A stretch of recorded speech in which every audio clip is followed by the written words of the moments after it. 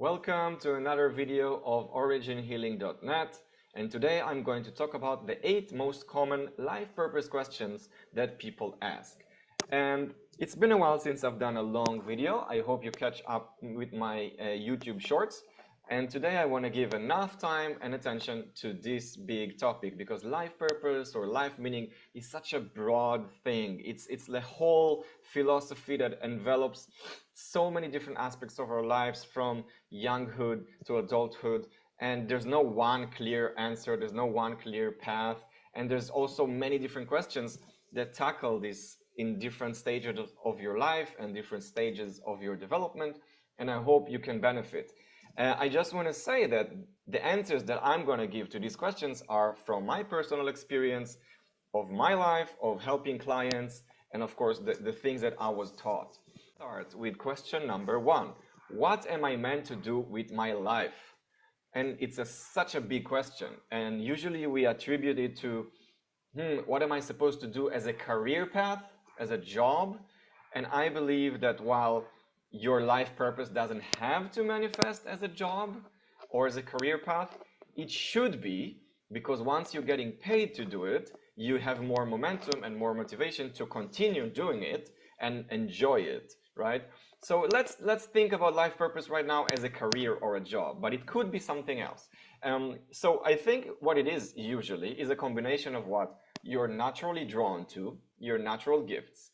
If it's like engineering, very strong mental capacity and logical mind. If it's writing words, so it can be, a reporter, a researcher, an author, a teacher. It can manifest in so many different things, but you have some natural ability to dance, to cook, to communicate with people, to invent ideas, to solve complex problems. You have something that you're born with because you know it from childhood, and people tell you that you've always been a gifted XYZ. So that's one thing. And you have to combine it with your life experience, because maybe there are two competing things. Maybe you really like to draw comic books, but you're also really good at programming and development. And these are two competing things. One is more creative, one is more logical. You have both of them, both of these skills. You're very good with creating stories and drawing them, but you're also very good with code. Your life experience will change the way you look at these things.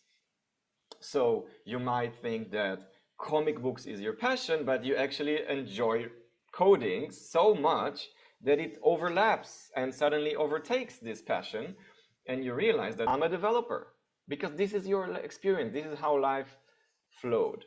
And the last thing that has to do with this combination of gift, life experience, is also the third is how the universe flows for you. Because if the comic book doesn't flow for years, but coding and development of software is, it's like maybe life is giving you this nudge. It can be a gentle nudge of like, please go this way and not this way, because here you're going to be blocked. You are gifted, it's a talent, but this might be just a hobby. And the other thing might be your career path and your job. So your experience can be because you traveled to different places and you suddenly saw a situation where you just had to go and volunteer in an orphanage. And volunteering in that orphanage when you traveled in Asia or South America, or just change your whole trajectory of your life. And now you have to take this gift of coding and comic book making into this whole new passion of social justice. And you might use these storytelling skills or solving complex, rational, logical things, but you're going to put it into a purpose of social justice just because of one experience that happened to you when you traveled in Asia. That's one example.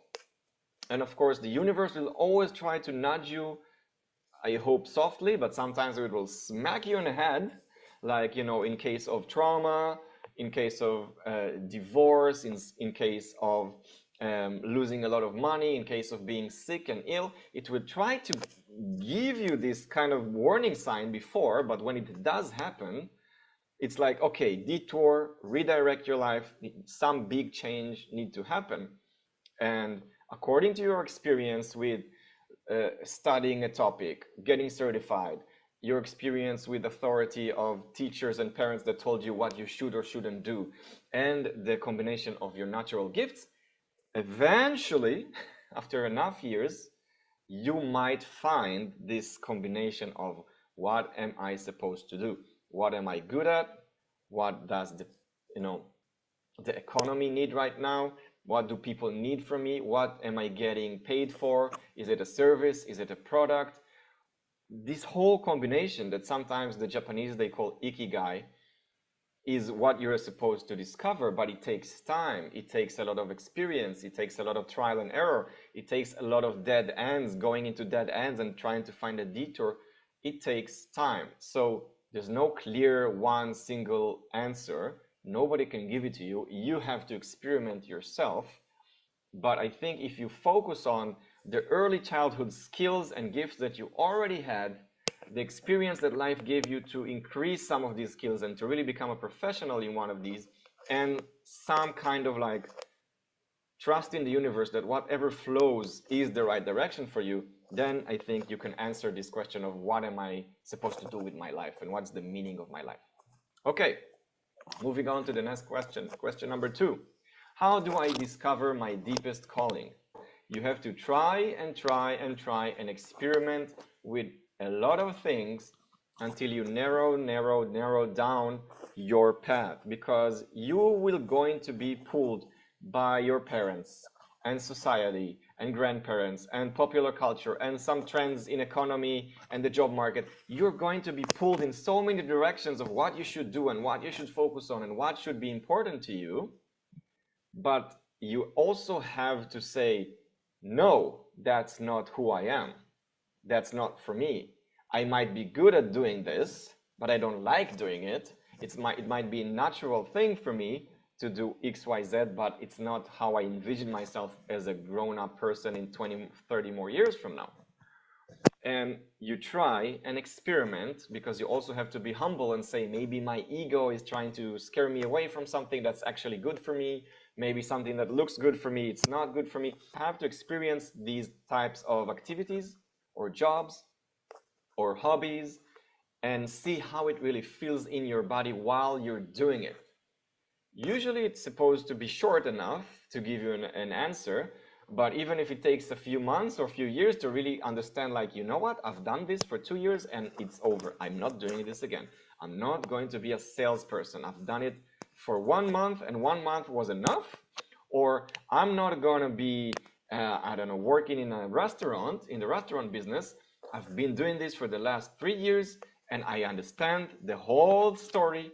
It's not for me. It doesn't matter if I'm the owner, if I'm the cook, if I'm the bartender, or if I'm the waiter. I don't like the restaurant business. So you have enough experience to know, okay, I'm eliminating this option, even though it sounded prestigious in the beginning.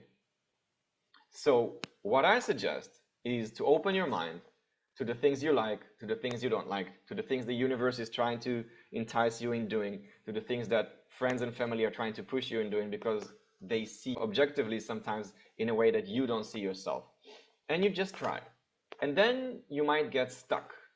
And then you will ask for help. You will ask for help from life coaches, from friends that are older than you, from peers, colleagues that have more experience than you, from mentors, from your parents, from whoever you think is going to help you on that specific path, and until you either make it or decide that it's not for you. You get stuck for enough time, for a few months, for a few years, and you realize, okay, that's not my deepest calling. Because no matter what, I love it, I enjoy it, I have passion, I'm getting paid for it, but there's so much struggle, there's so much friction in that path that I feel like the universe is saying, no, this is not for you. And you can use these same skills and the same passion and the same motivation, but doing something else.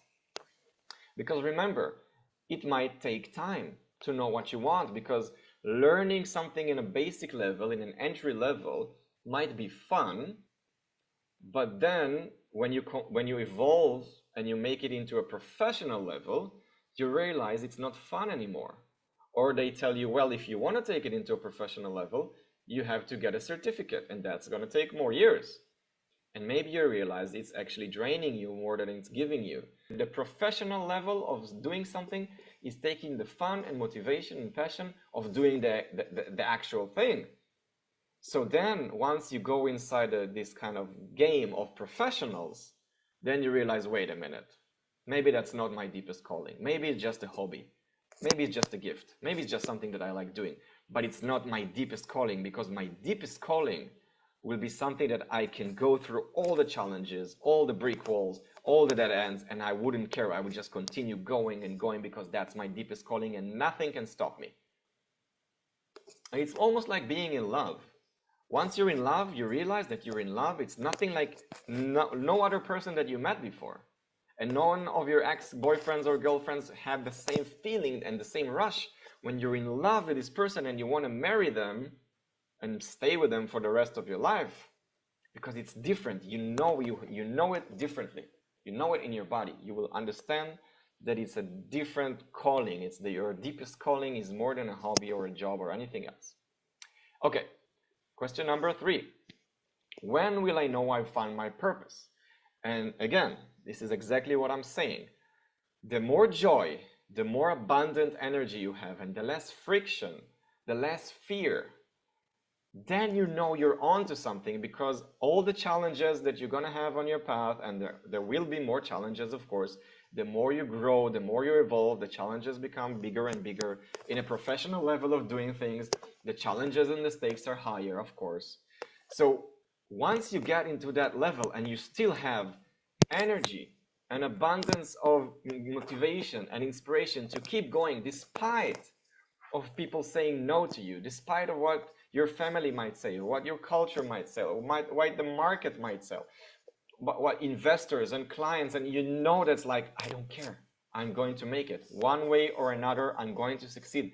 And you have this inner drive that no matter how much time you get pulled down, punched in your face, thrown to the floor, you get up again and again and again, and you realize it's not draining you, it's building you stronger, and you're taking on these challenges happily, kind of, or at least with a smile and a bruised eye. Then you realize you found something deep. You found purpose that doesn't fly away when the tough gets tough, when the going gets tough, right? You don't leave it, you don't abandon it, you just continue on and on and on. And once you're working with your clients, or you're creating your product, or you have your work time in your office or your clinic, whatever it is, and you finish working, you're energized, you're happy, you feel satisfied, you feel fulfilled, unlike other jobs and other activities that might get you drained, right? And you feel like, what the hell am I doing? Who am I doing this for?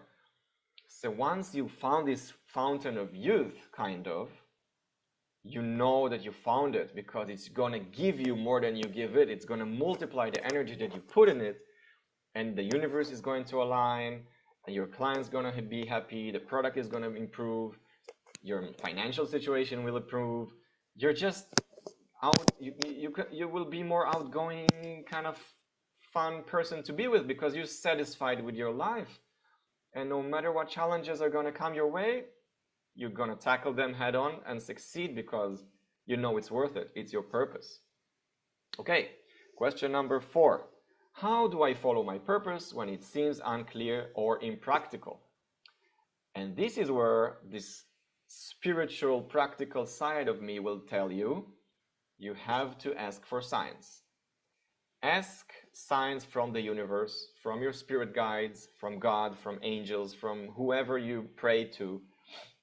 And once you get an answer, you take small steps and small commitments until you are fully sure that it's aligned with practical reality. So I will give you an example. I had a meditation 2 days ago, a shamanic meditation, putting myself in the zone, connecting with my spirit guides, meditating and putting myself in an altered state of mind that I'm totally relaxed and my mind is clear and I don't have any passing daily thoughts in my mind. And I was asking, what is the direction I have to take my YouTube channel to? What are the main themes I need to focus on in my YouTube channel, and of course in my clinic, in my healing practice. And I'm usually focused on life purpose, exactly like this video. But I got a different answer. I got a different answer about maybe you should start focusing on relationships as well. And you might see coming videos that are focused more on relationships. Now, I don't know if it's a valid answer. It's an answer that I had intuitively during a meditation, during a shamanic journey, and I have to test it. I have to prove that what I saw is not ego-driven, is not some subconscious memory that I had, is something that I really got externally from spirit. So I asked for proof. How do I know that this answer is true? I want to see something manifesting in real physical life that will reassure me that what I saw in my mind is actually true. And what I saw when I asked for proof was some type of white butterfly with circle marks on its wings. Okay, not too general, not too specific, but it was enough so I could remember it, and I wrote it down. So when I see this kind of butterfly in real life, in physical reality, waking reality, I will know that I should focus more on relationship than on life purpose. And lo and behold, after one day, I was talking with my kids about what movie we should watch for Halloween. And I remember this movie called Corpse Bride by Tim Burton. And we watched the trailer together, me and my kids. And by the end of the trailer, with the closing screen, there was a white butterfly with circle marks on his wings flying across the screen. And that was it. That was exactly it. And once I Googled it, and I wanted to see how it looks like in a picture, like part of the movie, I saw it again, that it's part of the movie, part of the plot. That's my answer.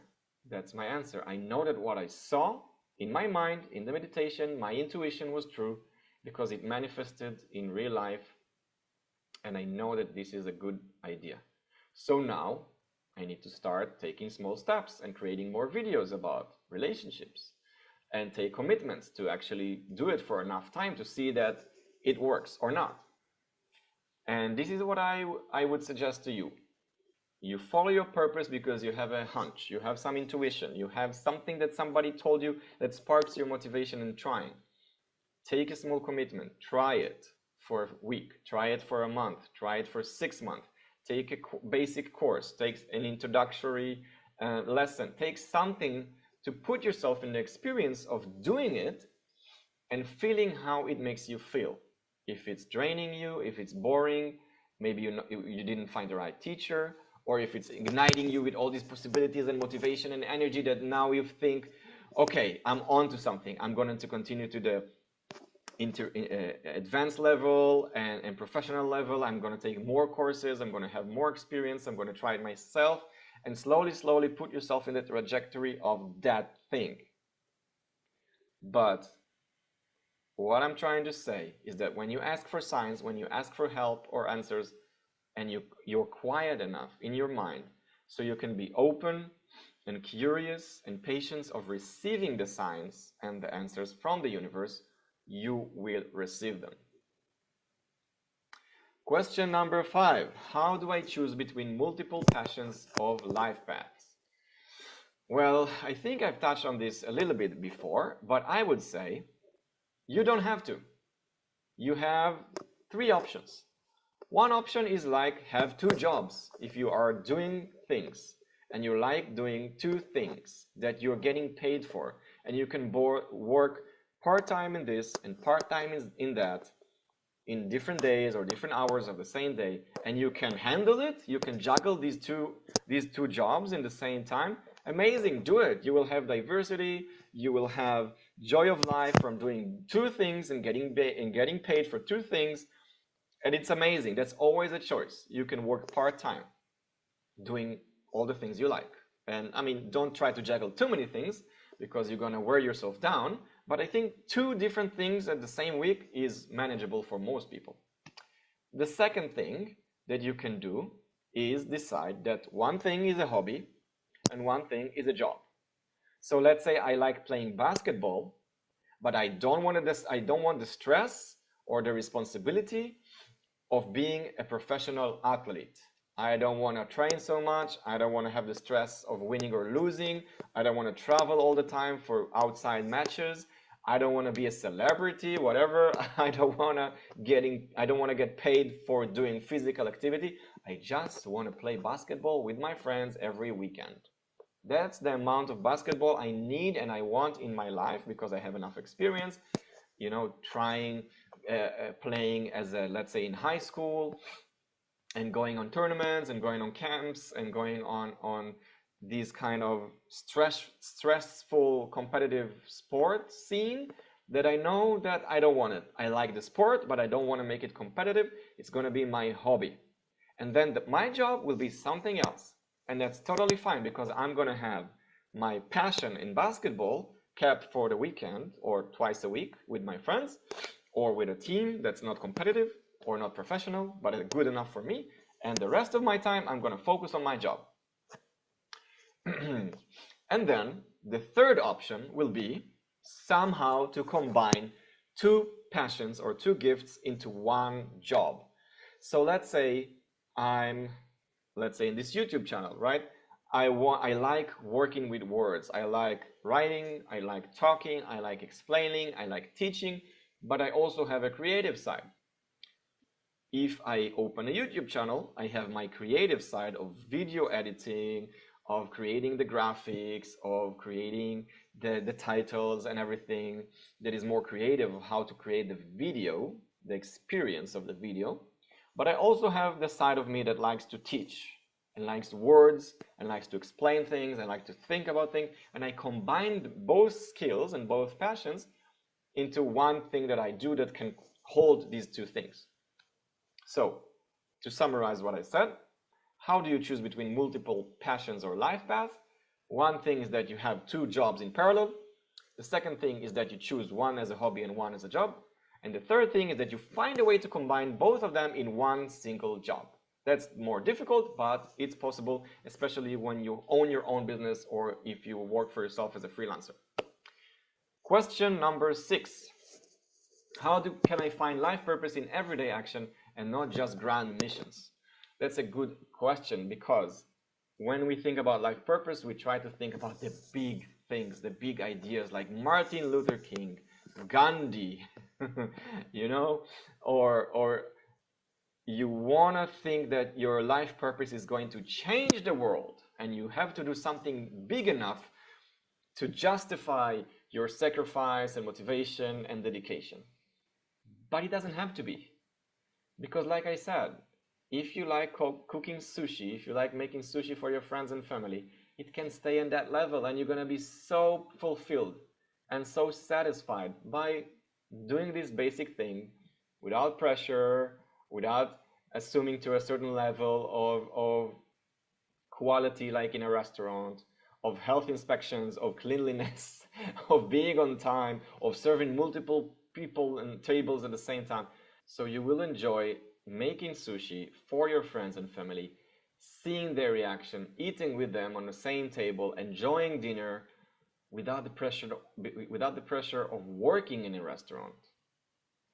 And it doesn't have to be big. It can be playing music with your friends, jamming in an open mic night, jamming with a cover band instead of trying to reach for that record deal or to be famous or to be a celebrity. So maybe you don't need so much pressure and a professional level to succeed. You can just play with it. You enjoy with it. You do it for fun. You don't do it for money. You don't do it for fame. You don't do it for prestige. And I think what we see in popular media is sometimes that when you reach high levels, when we reach kind of high levels of professionalism, there's a lot of prices that you pay to reach that level, in the dedication, in the sacrifice of your private life and your family life, in your health, in your mental health. And maybe sometimes you're not trying to to find the big demons and the big dragons to slay. Maybe you just want to have a normal life, and that's okay. And you will be so fulfilled to just see your friends and family and close ones enjoying life with you, instead of trying to do something that's going to change humanity forever, which is much more difficult, much more time consuming, and maybe not for you. Question 7. How can I make a difference in the world while staying true to myself? And again, picking up on my previous answers, try not to tie everything to a salary or a big salary or a group of people cheering for you, like having fans and having followers. Maybe the people who will appreciate you most are your clients, your family, your kids, your family, your friends, and that's it. And that's good enough, because we are thinking about staying true to ourselves as selling out our ideals and our reputation. And it doesn't have to be this way. And it doesn't have to be that success makes us into rich billionaires, cold-hearted billionaires, or rich, crazy celebrities that are doing drugs and orgies all day.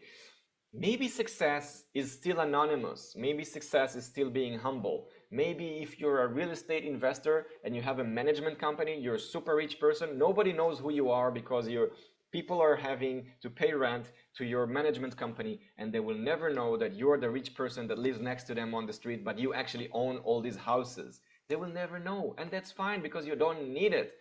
You don't reach to shoot for the stars and get burned by the way next to the sun like Icarus.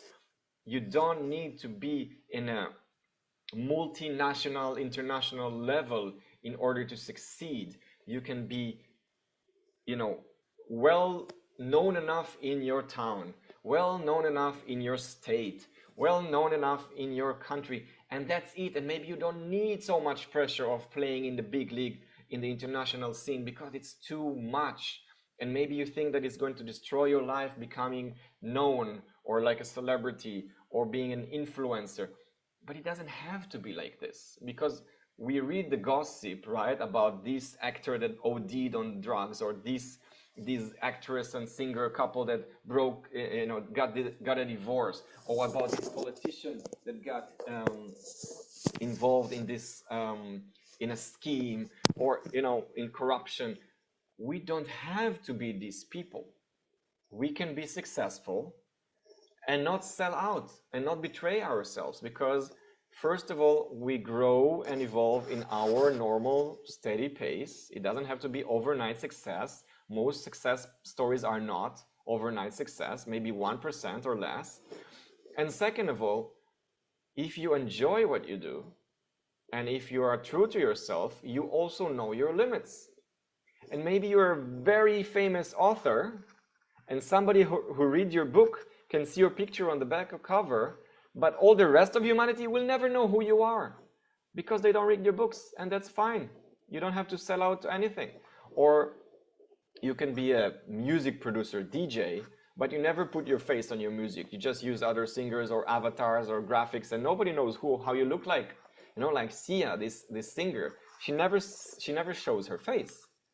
She's famous, she's rich, she's an influencer, but she doesn't sell out her privacy to this game. And, Warren Buffett, he's one of the richest people, but he's like a humble person playing with stocks. That's what he's doing. He doesn't need to create a brand. He doesn't need to create an energy drink for himself. He doesn't do these things. He just makes his money. He talks in conventions. He talks with investors. But you never find him on Instagram having reels, because it's not him. And he's still successful. And he's doing what he likes. He's getting money. And that's it. So don't be afraid of success. I think most people are afraid of success than failure, because failure is easy. You always go back to zero. But success always looks like danger of getting into politics, drugs, wrong moral ethics, and scandals. Don't be afraid of success. You will stop, you will cap yourself and know your limit when you're true to yourself and you realize that you're fulfilled and satisfied and you have what you need.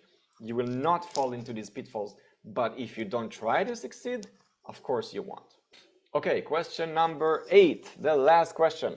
What does a meaningful, fulfilled life looks like?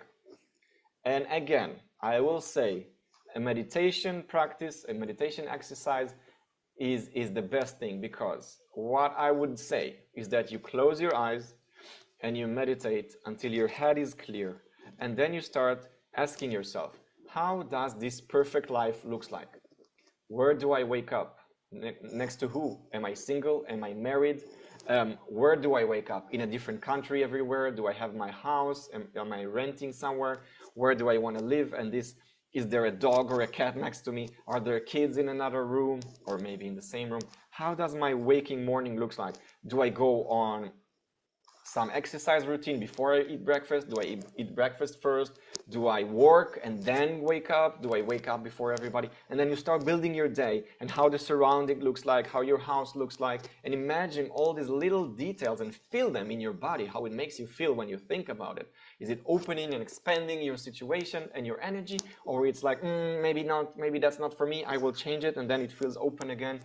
And not contracted, and then you know, okay, you know what, I would prefer to wake up at 7 a.m. before my kids, do some exercise, have breakfast with them, then send them off to school, then come back, have more me time reading, and only then start working. Or maybe not, maybe you want to start working, finish at midnight, at midday, and then go to your hobbies.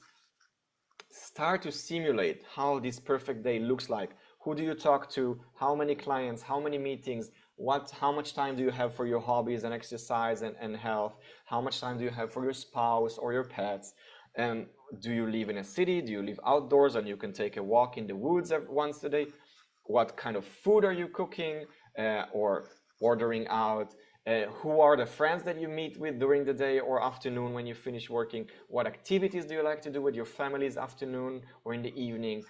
Try to imagine everything, the whole schedule of that day, the whole agenda of that week, of how does life look like when you are fulfilled and doing your thing.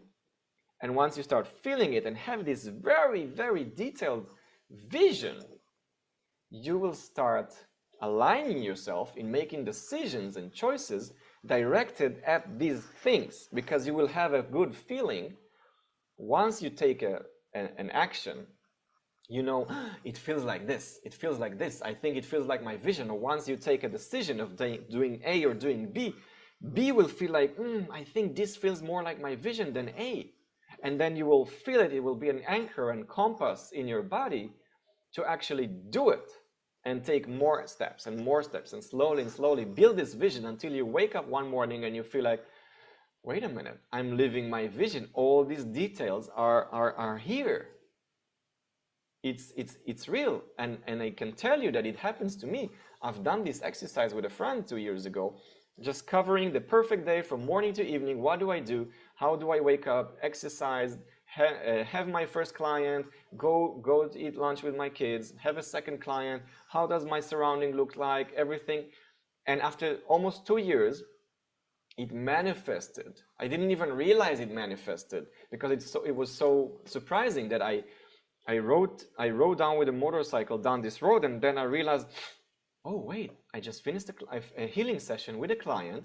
It started at 11 a.m. It finished at 1 p.m. I'm going to have some time off. I'm going to pick up my kids from school. We're going to have lunch together. The surrounding looks like the stuff I imagined.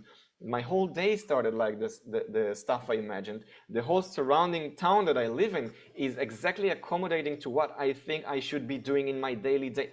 And then it hit me that I'm living my vision that I planned and wrote down almost 2 years before. And it was an amazing explosion of gratitude and motivation in my mind to know that it's real, that it's possible, that I'm living it. It's not such a long distance future vision. So I hope all these questions and answers help to get some answers cleared in your head, to remove what's not needed, to think about your next step in your journey. And I encourage you to have more questions in the comment below. Ask me privately or in the comments about your situation, or if you just want to send out a general question that I would answer so everybody could participate in the comments. And let me know what you think. I see you in the next video.